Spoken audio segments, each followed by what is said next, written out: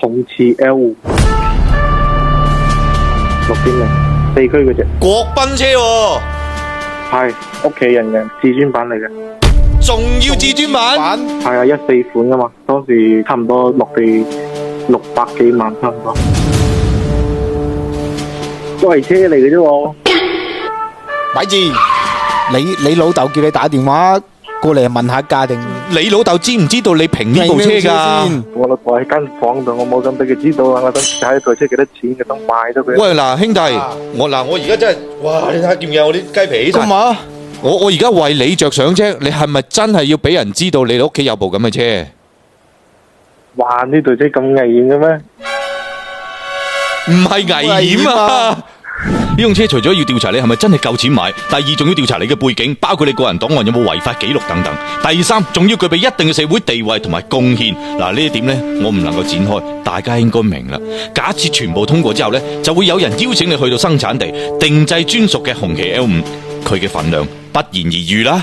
所以如果各位兄弟平時喺路上邊見到，怕真係要默默敬翻個禮啦。咁緊要噶嘛？唔係咁容易買到呢部車噶，細佬。係啊，我聽屋企人都話，當時買呢台車好緊要，但係咧，即係我又唔係好中意呢種車，太犀利啦。嗱，部車仲喺你屋企係嘛？係啊，喺車庫放住。你就而家即刻行過去影張相，私信發俾我，個車牌我幫你遮住，證明哇！台車老豆鎖住噶喎，點影啊？個車庫你入唔到嘅。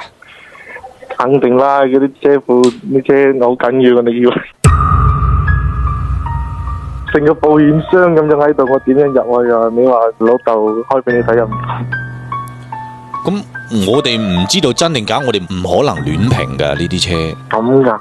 有庫存嘅得唔得噶？我當然冇問題，冇問題。剛買嘅時候影嘅，我記得發俾你，你睇下收唔收到？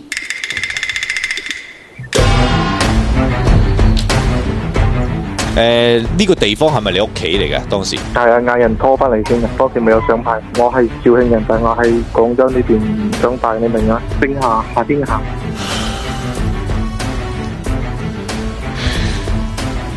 做乜透氣透咁大聲嘅？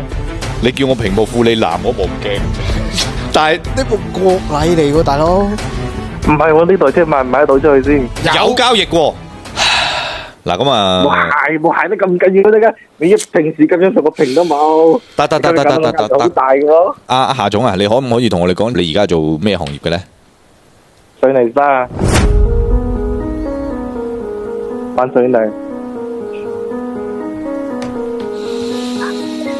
OK， 唔問落去啦。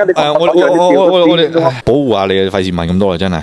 你知道部車幾時入到去你哋屋企戶㗎嘛？15年。知唔知道公里數咧？6萬幾，好都算有啲多啦。6萬幾？係啊。咁你哋屋企唔係即係喺肇慶，應該冇乜邊個唔識㗎啦噃？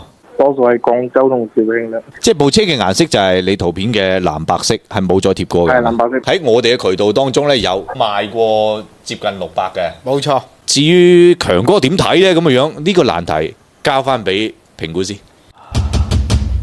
我評嘅話就520到550之間。咩啊？平咁多㗎？哇！少咗台寶馬添死！你可能要同你老豆再解釋一下，即係咪佢肯交俾我先算喎。佢先咁閪貴。我驚住你老豆嘅電話而家響緊，準備立住啲拖鞋過嚟揾緊你。唔好呀嘛！想唔想電視先？你想電視，我將老豆嘅底音卸咗佢喎。咁啊！得啦，唔好講咁多啦，我陣間卸咗老豆嘅底音先。無論評論區定係私信，睇到大家同我感受一樣，有個謎團嘅。確實喺網上邊查到好幾篇嘅文章，都係用聽眾提供嘅呢張相。咁到底係車友只係用咗網圖啊，定係網上邊嘅呢部車就係嗰個車友嘅呢？哼！我哋已經再次聯繫佢求證噶啦，希望上門拍攝，正喺度靜候佢嘅回覆，敬請各位關注。跟住加點讚，用車冇使煩。